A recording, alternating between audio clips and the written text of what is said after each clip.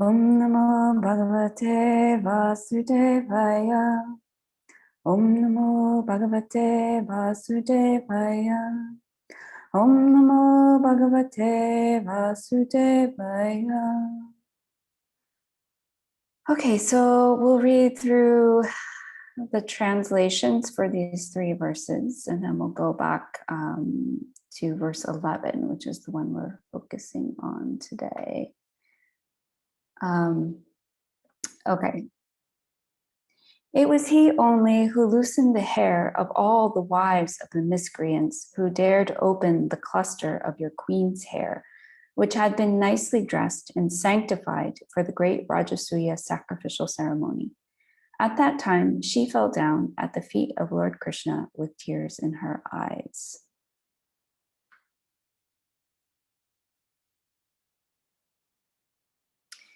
During our exile, Durvāsā Muni, who eats with his 10,000 disciples, intrigued with our enemies to put us in dangerous trouble. At that time, he, Lord Kṛṣṇa, simply by accepting the remnants of food, saved us. By his accepting food thus, the assembly of munis, while bathing in the river, felt sumptuously fed, and all the three worlds were also satisfied.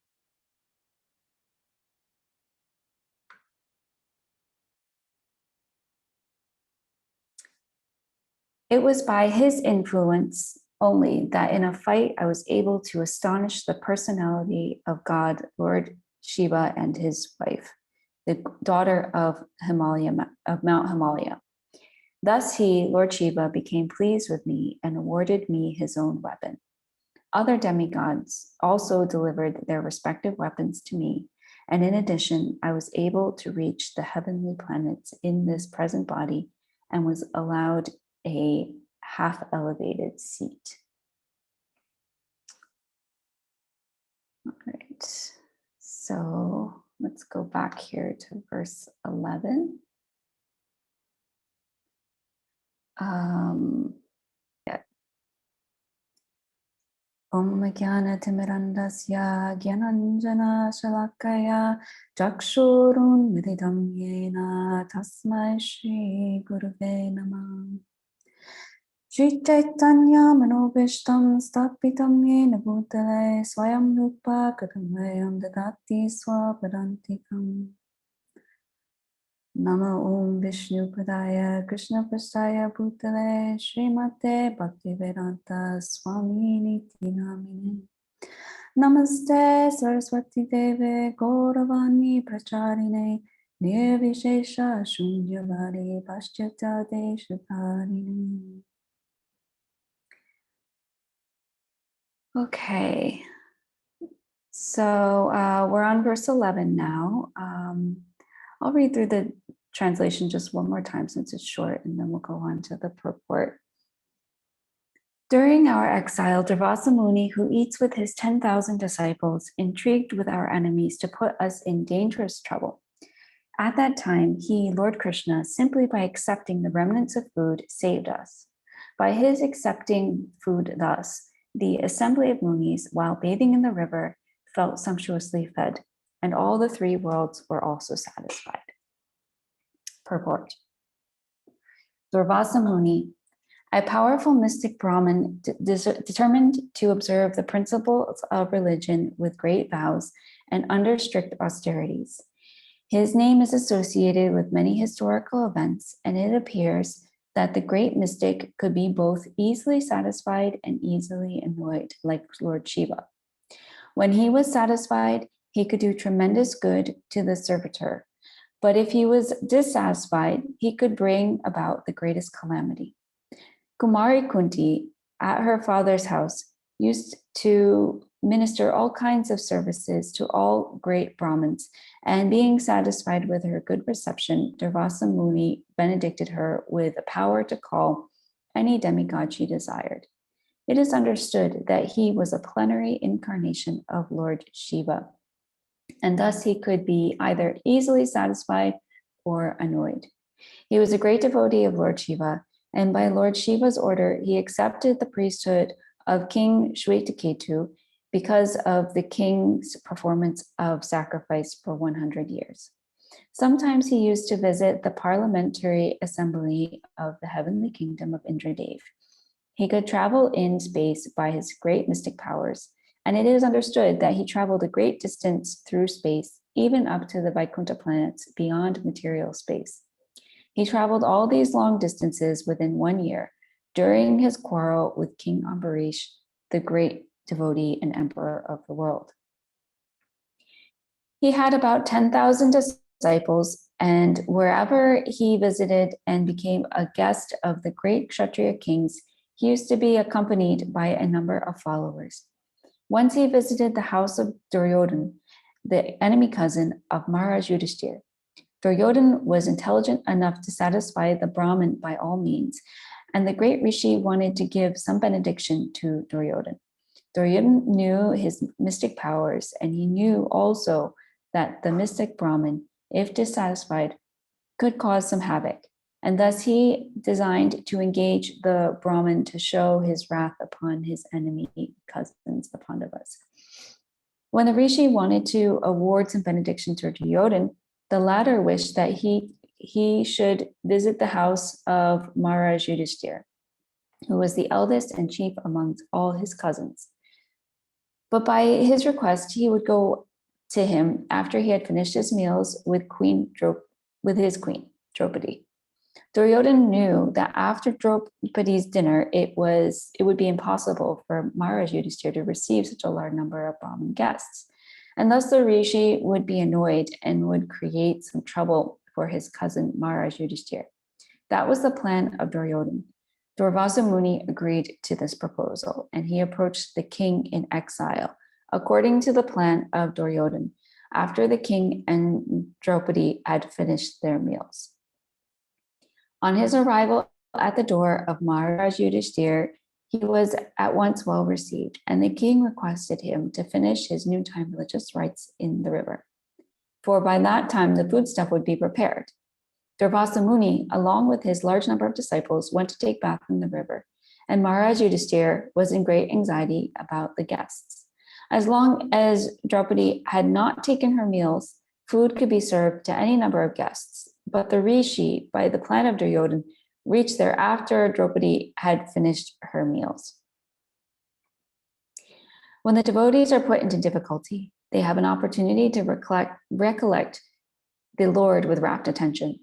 So Draupadi was thinking of Lord Kṛṣṇa in that dangerous position, and the all-pervading Lord could at once know the dangerous position of his devotees. He therefore came there on the scene and asked Draupadi to give whatever food she might have in her stock. On her being so requested by the Lord, Draupadi was sorrowful because the Supreme Lord asked her for some food, and she was unable to supply it at that time. She said to the Lord that the mysterious dish which she had received from the sun god could supply any amount of food if she herself had not eaten. But on that day, she had already taken her meals, and thus they were in danger. By expressing her difficulties, she began to cry before the Lord, as only a woman would in such a position. The Lord, however, asked Draupadi to bring up the cooking pots to see if there was any particles of foodstuff left. And on Draupadi's doing so, the Lord found some particle of vegetable sticking into the pot. The Lord at once picked it up and ate it. After doing so, the Lord asked Draupadi to call for her guests, the company of Durvāsā. Bhima was sent to call them from the river. Bhima said, "Why are you delaying, sirs? Come on, the food is ready for you." But the Brahmins, because of Lord Kṛṣṇa's accepting a little particle of food, felt sumptuously fed, even while they were in the water. They thought that since Maharaj Yudhishthira must have prepared many valuable dishes for them, and since they were not hungry and could not eat, the king would feel very sorry. So it was better not to go there. Thus they decided to go anyway. This incident proves that the Lord is the greatest mystic, and therefore he is known as Yogeshwar. Another instruction is that every householder must offer food to the Lord. And the result will be that everyone, even a company of guests numbering 10,000, will be satisfied because the Lord's being satisfied. That is the way of devotional service. I have something I've always been fascinated by are these stories of these great personalities, these munis, such as Durvāsā Muni, Narada Muni. And I've been wondering for a while now, or something I've just kind of thought about from time to time was, this Durvāsā Muni, he's a Muni, so why is he so angry all the time? And I was really happy to read this this purport, because it's like, oh, finally get that answer. I mean, there are other answers as well. These Munis have, because they are transcendental, because they are great personalities, they have their own, not their own agenda, but they have their own mentalities, right? And they have their own ways of doing things. They're kind of avadhuts in some sense. And Durvāsā Muni is really so critical in this story. I mean, you could say that he precipitated the events of the Mahabharata, by giving Queen Kunti this benediction that she could at any point call on one of the demigods to give her a child, and through that way, that's how the 5 Pandavas were born. And so now he comes back into the story at this later time. So I had a few more things to say about that, but for the sake of time, we'll move on. I'm a little bit of a nerd, and I put together a slideshow, so people will bear with me as we go through this. So on the theme, what I was thinking about while I was reading this story and Prabhupada's commentary is, I was really reflecting on the faith that the Pandavas and that Draupadi have in Lord Krishna. And of course they are pure devotees, and it's automatic, it's spontaneous for them. And for those of us who don't have, who have, we'll say, varying degrees of faith, I feel like this topic is very significant. And I feel like what Draupadi does here is she kind of lays out this special recipe for faith and for developing faith. If we follow her, that we can also develop deep faith and love for Krishna. So I kind of broke it down a little like a recipe here, right? So step 1 is stick to your dharma. So Prabhupada has concisely narrated the story in this, when the Pandavas are sent into exile, the sun god, to kind of help them out with this austerity that they're facing, he gives Draupadi this magic pot so that she can prepare any amount of food on any given day to feed the whole family and to feed any guests that may come. But of course, the restriction on that is that once she has eaten, the pot will no longer produce any more food. So that's the situation that she's in.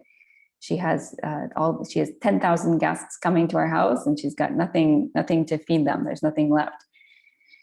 So when she's realizing the situation that she's in, she just thinks, well, it is my duty to feed these and to welcome these great exalted guests into my house. She doesn't think, well, how do I get out of this, or how do I work around this situation?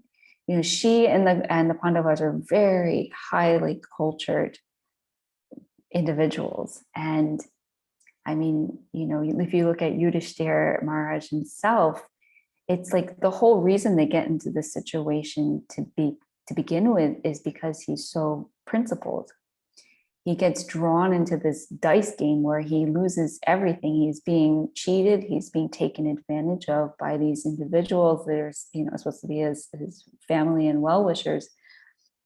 But he has taken a vow that he will always obey his elders at any cost. And because he is so cultured and so principled, he ends up in this kind of ugly situation.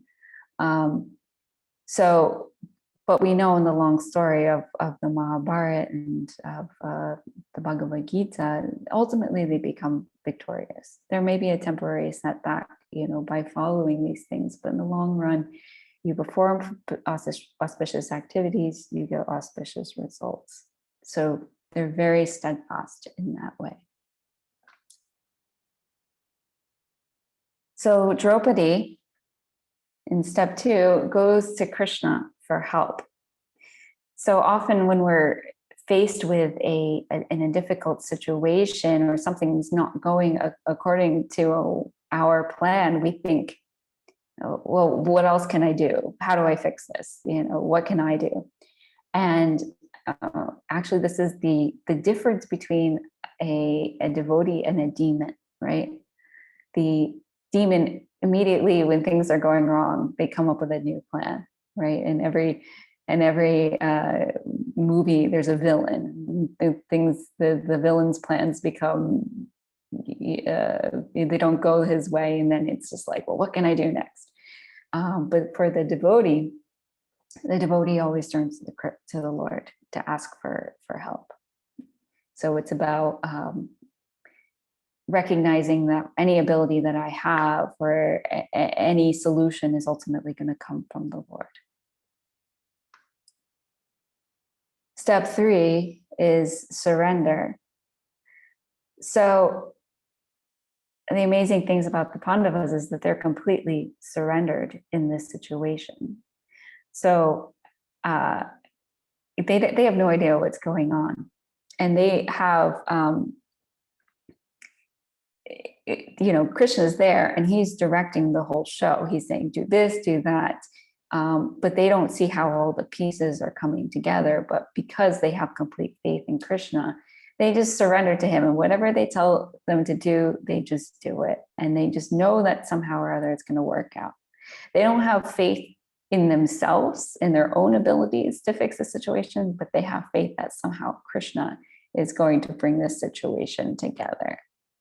And when Bhima runs down to the river to tell Durvāsā Muni and all his disciples to come eat, as far as he knows, there's no dinner, right? So he doesn't know why he's telling them. He's putting his reputation on the line.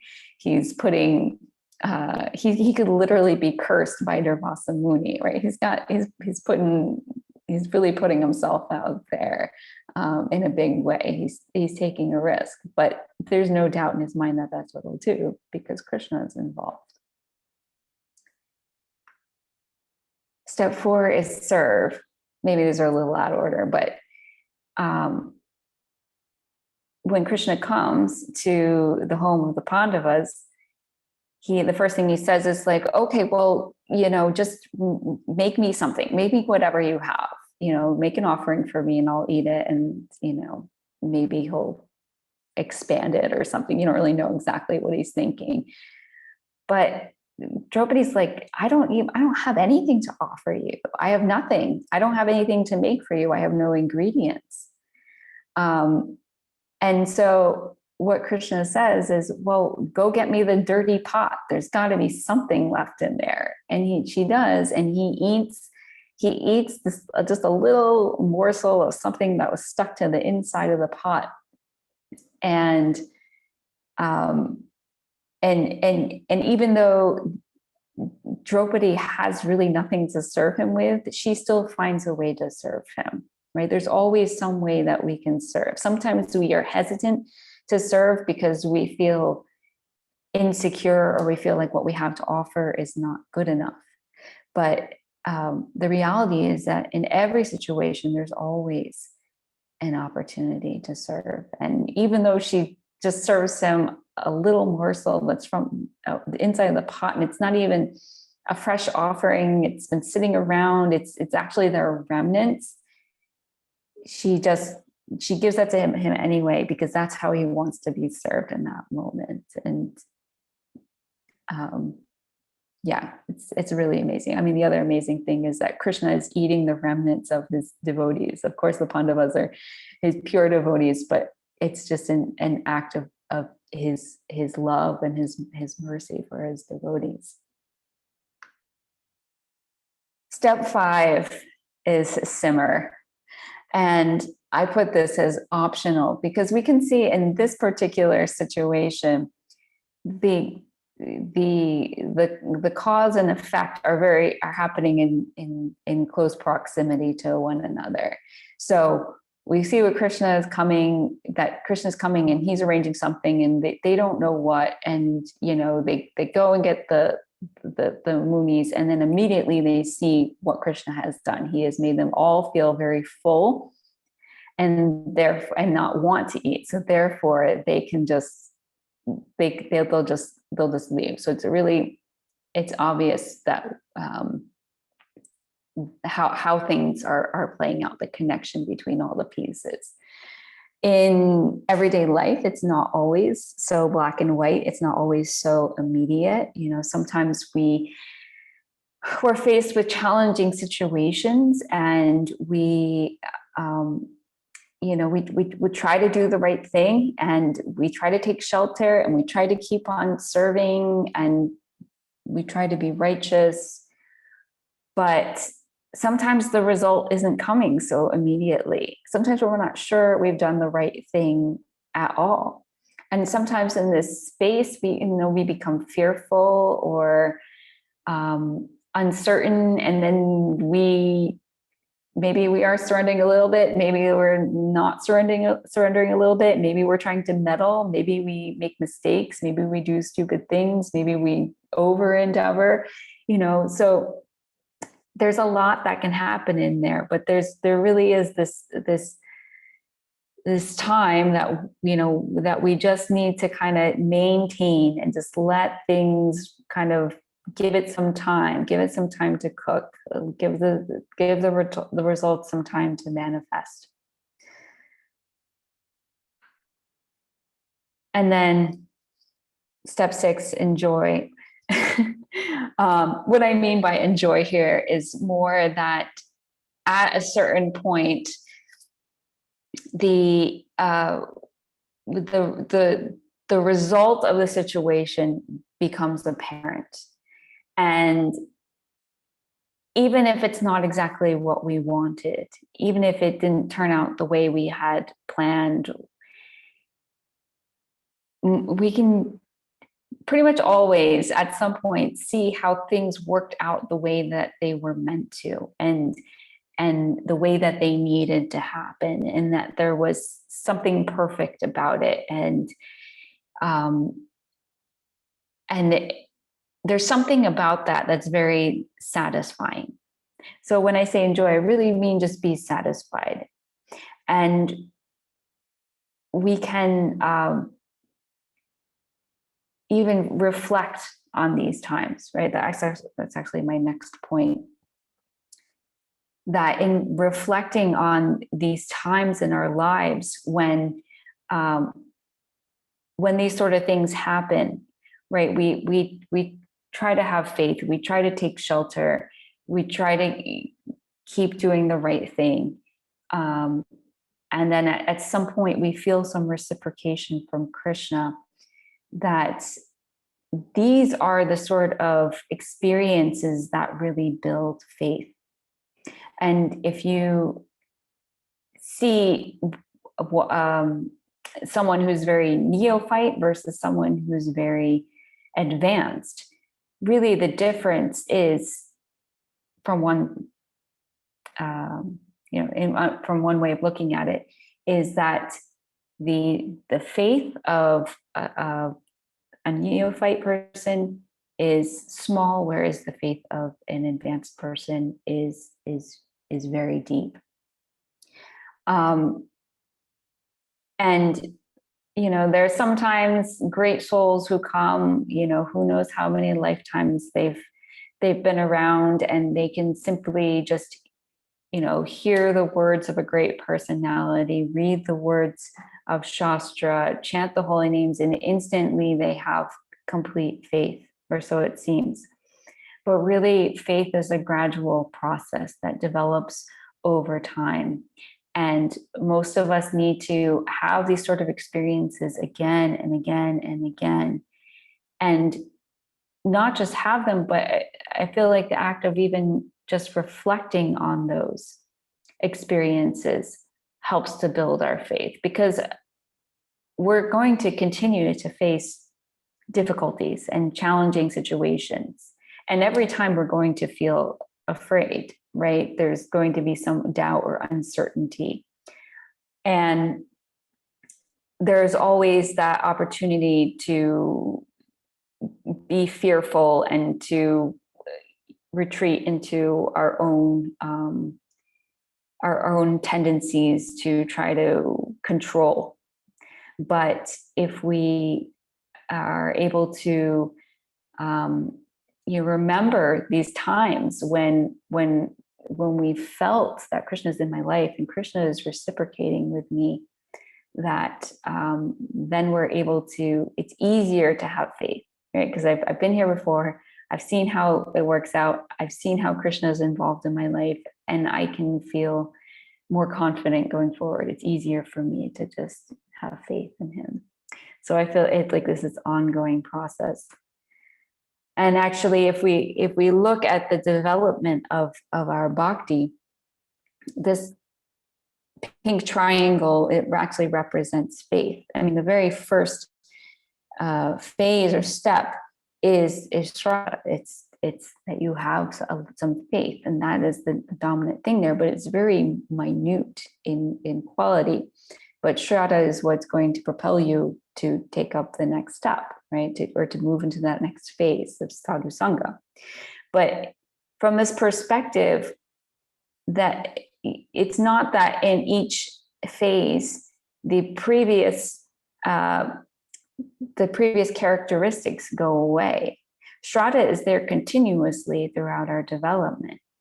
And one way of looking at bhava, at prem, is that these are the full manifestations of the complete maturation of shraddha in our lives.